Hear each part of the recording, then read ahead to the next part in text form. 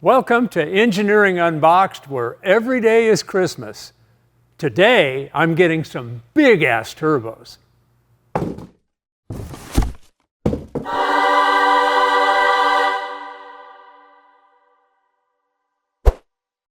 So what do I need big-ass turbos for? I'm trying to make 1,000 horsepower with one turbo on a stock Duramax L5P. We are putting the cam to it as much as we can with the stock valve springs. That will help the engine breathe in more, breathe out more every cylinder cycle. What I'm looking to do is hold down the maximum cylinder pressure and make more power. How do I do that? I spin the engine up. So I'm looking to move the horsepower peak from 2,800 RPM to 3,800 RPM. If I held the same cylinder pressure at both RPMs, I'd make a lot more power at 3,800. Why do I want to hold the cylinder pressure down? Because I don't want to push the crankshaft through the oil pan. Nor do I want to launch the cylinder heads into the ceiling of the dyno room. So to get to that 3,800 RPM point, I had to get rid of the stock camshaft. But I'm also out of turbocharger. At 912 horsepower, the turbine and the compressor were maxed. I'm going to run that same precision 7675 turbo one more time with the cam change to see what effect that has. But I'm putting a leash on the turbocharger. I'm going to hold the compressor discharge temperature at about 450, and I'm going to control the exhaust gas temperature to about 1,650 turbine inlet.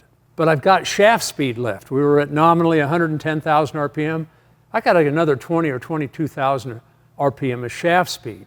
If I admit more air and exhaust more air on each cylinder cycle, I think the 7675 precision will accommodate us within those limits I just set. But it's really done after that.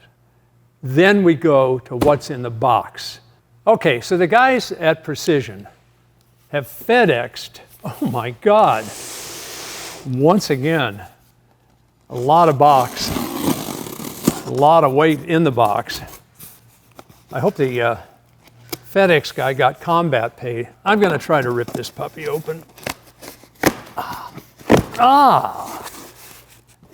There we go. Out comes, oh my God.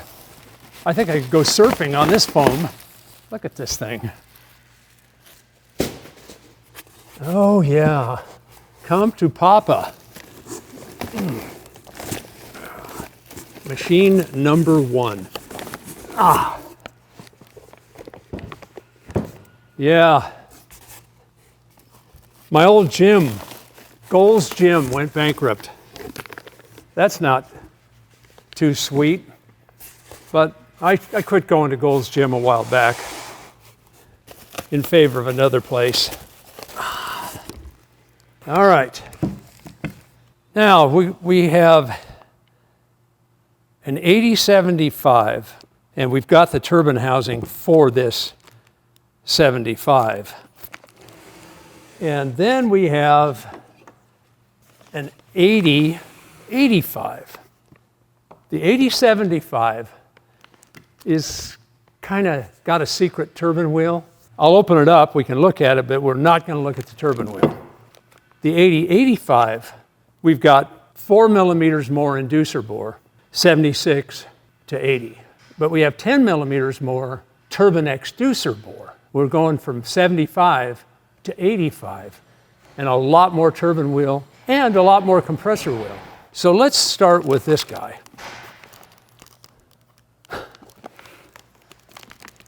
We've got the piece of tape.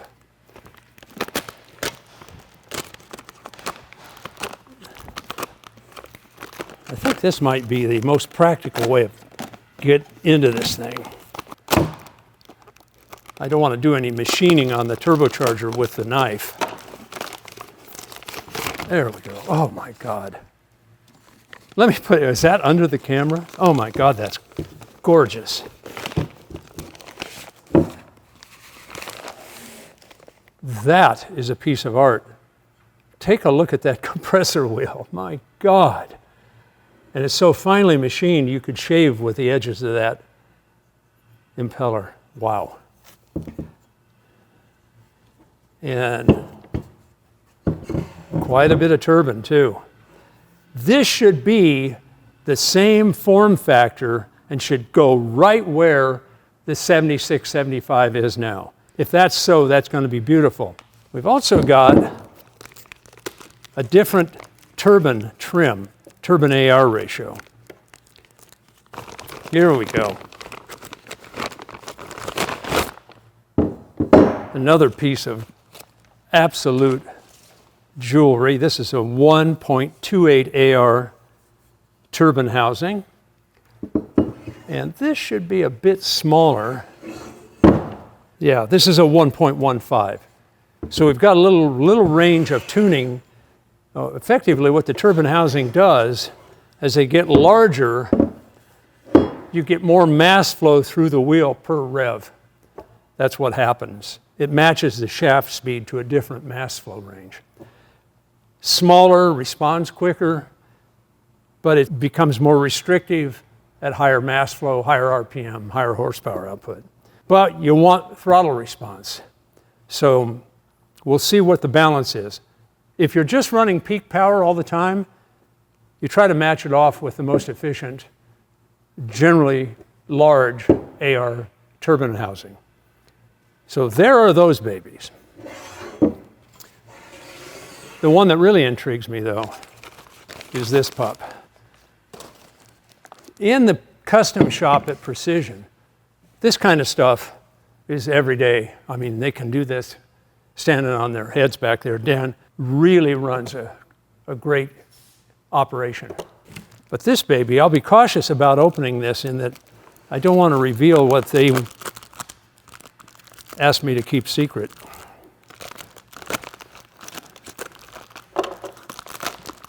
Which is the turbine wheel.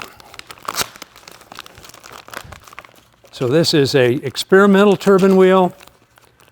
I do know that it's fully machined. As you know, this one is as cast on the impeller surfaces.